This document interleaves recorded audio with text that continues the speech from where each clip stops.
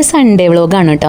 നമ്മൾ ഒട്ടും എക്സ്പെക്ട് ചെയ്തിട്ടുണ്ടായിരുന്നില്ല നമുക്കന്ന് പേരിടലിന് പോകാൻ പറ്റുമെന്നൊന്നും. പക്ഷേ സാഹചര്യങ്ങളൊക്കെ ഒത്തു വന്നതുകൊണ്ട് നമുക്കന്ന് പോകാനായിട്ട് പറ്റി. അപ്പോൾ അത് കഴിഞ്ഞിട്ട് നേരെ തന്നെ മണമ്പെട്ട വീട്ടിലേക്കാണ് വന്നത്. കാരണം ആമിയുടെ ബർത്ത്ഡേ എന്ന് നമുക്കറിയായിരുന്നു. എന്തായാലും ഒരുങ്ങിക്കിട്ടി ഇറങ്ങി. അപ്പോൾ പിന്നെ ഒരു റീൽ എടുക്കാന്ന് വെച്ചു. പക്ഷേ ആമീനെ എത്ര വിളിച്ചിട്ടും അവൾ വരുന്നുണ്ടായിരുന്നില്ല. അവസാനം എല്ലാവരും കൂടി നിർബന്ധിച്ചിട്ടാണ് അവളൊന്ന് റെഡി ആയിട്ട് വന്നത്. ഞങ്ങൾ ആമിക്കുള്ള ഡ്രസ്സ് വാങ്ങിക്കാനായിട്ട് പോകാട്ടോ. ഞങ്ങൾ തൃശ്ശൂരിൽ നിന്ന് വരുന്ന വഴിയിൽ ഒരുപാട് കടകളിലൊക്കെ നോക്കി. പക്ഷേ എനിക്ക് മനസ്സിന് ഇഷ്ടപ്പെട്ടതൊന്നും കിട്ടിയില്ല.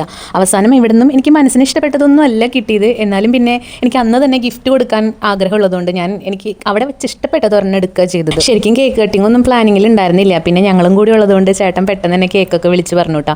പിന്നെ ഞാൻ വാങ്ങിച്ചു കൊണ്ടുവന്ന ഡ്രസ്സ് ഞാൻ അവിടെ സൈഡിലൊക്കെ ഒളിപ്പിച്ച് വെച്ചിട്ടുണ്ടായിരുന്നു, ആരും കാണാണ്ട്. കേക്ക് കട്ട് ചെയ്ത് കഴിഞ്ഞിട്ട് കൊടുക്കാമെന്ന് വിചാരിച്ചു. ഇവിടുത്തെ ഏറ്റവും വലിയ കാര്യം എന്താണെന്ന് വെച്ചിട്ടുണ്ടെങ്കിൽ എന്തെങ്കിലും ഒരു ഫംഗ്ഷൻ ഉണ്ടായിട്ടുണ്ടെങ്കിൽ എല്ലാവരെയും കൂടി അടുപ്പിച്ച് കൂട്ടുക എന്നുള്ളതാണ്. ഒരാൾ അപ്പുറത്താണെങ്കിൽ ഒരാൾ ഇപ്പുറത്തായിരിക്കും, ഒരാൾ വേറെ എങ്ങോട്ടെങ്കിലും പോയിട്ടുണ്ടാവും. ഇവരെയൊക്കെ അടിച്ചുകൂട്ടി കൊണ്ടുവരണമെങ്കിൽ ഇത്തിരി പാടാണ്. അങ്ങനെ ഞങ്ങൾ കുറച്ച് നേരം വെയിറ്റ് ചെയ്യേണ്ടി വന്നു എല്ലാവരും കൂടി എത്താൻ വേണ്ടി. കുറച്ച് നേരം വെയിറ്റ് ചെയ്ത് കഴിഞ്ഞപ്പോൾ എല്ലാവരും കൂടി വന്നു കേട്ടോ. പിന്നെ കേക്കൊക്കെ കട്ട് ചെയ്തു. അങ്ങനെ കേക്ക് കട്ടിംഗ് ഒക്കെ കഴിഞ്ഞപ്പോഴത്തേനും ചേട്ടൻ പോയിട്ട് ഗിഫ്റ്റ് എടുത്തിട്ട് വന്നു കേട്ടോ. വാച്ചാണ് ചേട്ടൻ ഗിഫ്റ്റായിട്ട് വാങ്ങിച്ചു കൊടുത്തിട്ടുണ്ടായിരുന്നത്. അത് നേരത്തെ തന്നെ വാങ്ങിച്ചു വെച്ചിട്ടുണ്ടായിരുന്നു. അപ്പോൾ കേക്ക് കട്ട് ചെയ്ത് കഴിയുമ്പോൾ എടുത്ത് തരണം എന്ന് പറഞ്ഞിട്ടുണ്ടായിരുന്നു.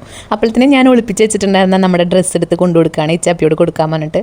അപ്പോൾ ഇച്ചാപ്പി അത് കൊടുത്തു കേട്ടോ. ഞാൻ വിചാരിച്ച ചിലപ്പോൾ കൊടുക്കില്ല എന്ന് പറയുന്നത്. ചില സമയത്ത് ഓരോ മൂഡുണ്ട്, അതിനനുസരിച്ചൊക്കെ ചെയ്യുള്ളൂ. അപ്പോൾ നല്ലൊരു ഒക്കേഷൻ ആയതുകൊണ്ട് അത് കൊടുക്കുകയൊക്കെ ചെയ്തു. അതൊക്കെ കഴിഞ്ഞിട്ട് ആ ഗിഫ്റ്റ് കിട്ടിയ ഡ്രസ്സ് എടുത്ത് നോക്കുകയാണ്. എനിക്ക് ഈ കളർ ശരിക്കും പറഞ്ഞാൽ എനിക്ക് ഇഷ്ടപ്പെട്ടില്ല. വേറെ ആ കടയിൽ ആകെ 2 കളർ ഉണ്ടായിരുന്നുള്ളൂ. അതൊന്ന് ഭയങ്കര ഡാർക്ക് പർപ്പിളായിരുന്നു. പിന്നെ തമ്മിൽ ഭേദം ഈ ഒരു കളറായതുകൊണ്ട് ഇതാണ് ഞാൻ എടുത്തത്. പിന്നെ ആമിക്കുട്ടി വേഗം തന്നെ പോയി ഡ്രസ്സൊക്കെ എടുത്തിട്ട് വന്നു കേട്ടോ. ഞാൻ വിചാരിച്ചില്ല ഇത് ഇത്ര പാകമായിരിക്കുമെന്ന്. ഞാൻ വിചാരിച്ചു കുറച്ച് വലുതായിരിക്കുമോ എന്ന് വിചാരിച്ച് കുറച്ചും കൂടി ചെറുത് വാങ്ങിച്ചാലോ എന്നൊക്കെ ആലോചിച്ചതാണ്. പിന്നെ ഇത് തന്നെ എടുത്താൽ മതി എന്ന് വിചാരിച്ചു. നിങ്ങൾ വിചാരിക്കേണ്ടാവും ഈ സാരി ഇട്ടിട്ടുള്ള ഷോ കഴിഞ്ഞില്ലേ അതൊന്നും ഊരിയിട്ടൂടെയെന്ന്. പക്ഷേ ഊരിയിടാത്തതേ. പിന്നെ നമുക്ക് അപ്പം തന്നെ എൻ്റെ വീട്ടിലേക്ക് പോകേണ്ട ആവശ്യം ഉണ്ടായിരുന്നേ. അവിടെ ഞാൻ എൻ്റെ കുറച്ച് സാധനങ്ങൾ മറന്നു വെച്ചിട്ടുണ്ടായിരുന്നു. എൻ്റെ ഇമ്പോർട്ടൻ്റ് ആയിട്ടുള്ള കുറച്ച് ടൂൾസ് ആയിരുന്നു. അതുകൊണ്ട് അത് എടുക്കാൻ വേണ്ടി പെട്ടെന്നാണ് അങ്ങോട്ട് പോകാമെന്ന് തീരുമാനിച്ചത് പോണ വഴിക്ക്. അപ്പോൾ വീട്ടിൽ വിളിച്ച് ചോദിച്ചപ്പോൾ അവിടെ വേറെ ഫുഡൊന്നും ഉണ്ടായിരുന്നില്ല. അമ്മയ്ക്ക് വേറെ പരിപാടിയൊക്കെ ഉണ്ടായിരുന്നതുകൊണ്ട് അവർക്ക് അവിടെ നിന്നായിരുന്നു ഫുഡ് ഉണ്ടായിരുന്നത്. അപ്പോൾ ഞങ്ങൾ എന്തായാലും പോണ വഴിക്കുന്ന ഫുഡ് വാങ്ങിച്ചിട്ട് പോകാമെന്ന് വിചാരിച്ചു. അല്ലെങ്കിൽ പിന്നെ പട്ടിണി കിടക്കണമല്ലോ. അപ്പോൾ നമ്മൾ ഓലൻ്റെ കടയിൽ നിന്നാണ് കയറി പൊറോട്ടയും ബീഫും ചിക്കനൊക്കെ വാങ്ങിച്ചത്. കണ്ടില്ലേ, 105 വർഷത്തെ രുചിപ്പെരുമയുള്ള ഒരു കടയാണ് ഓലൻ്റെ കട. അവിടെ നിന്നാണ് നമ്മൾ പൊറോട്ടയൊക്കെ വാങ്ങിച്ചത്. വീട്ടിലെത്തിയപ്പോഴത്തേനും നമ്മുടെ മൂപ്പരാൾ പുതിയ കസേരയിൽ കയറി സ്ഥാനം പിടിച്ചു വിട്ടാ. ഇനിയിപ്പോൾ പപ്പയോ അച്ചാച്ചനോ ആരെങ്കിലും കയറി ഇരുന്നാലോ എന്ന് വിചാരിച്ചിട്ടാവും ആൾ വേഗം തന്നെ കയറിയിരുന്നു.